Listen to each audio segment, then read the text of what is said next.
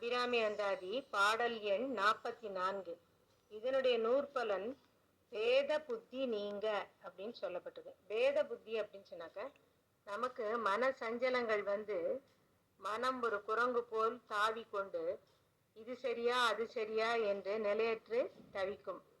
அந்த புத்தியை ஸ்திரமாக, அதாவது ஒரே வழியில் நடத்தி செல்வது அன்னையின் அருள்தான். அதற்கான பாடல்தான் இது. தவளே இவள் எங்கள் சங்கரனார் மனை மங்களமாம், அவளே அவர் தமக்கு அன்னையும் ஆயினள். ஆகையினால் இவளே கடவுளர் யாவர்க்கும் மேலை இறைவியுமாம். துவளேன் இனியொரு தெய்வம் உண்டாக மெய்த்தொண்டு செய்தே. இதற்கு பொருள் என்னன்னாக்க, அபிராமி தேவி எங்கள் சங்கரனாருக்கு இல்ல துணைவியாகும் பேருடையவள். அவளே அவருக்கு அன்னையும் ஆவாள்.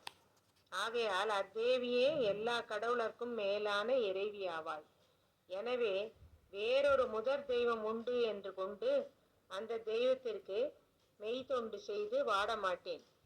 எல்லாம் என் அன்னை அபிராமியே என்ற எண்ணத்தோடு ஒரே நிலையான புத்தியோடு இருக்க என் அன்னை எனக்கு வழிகாட்ட வேண்டும் அம்மா.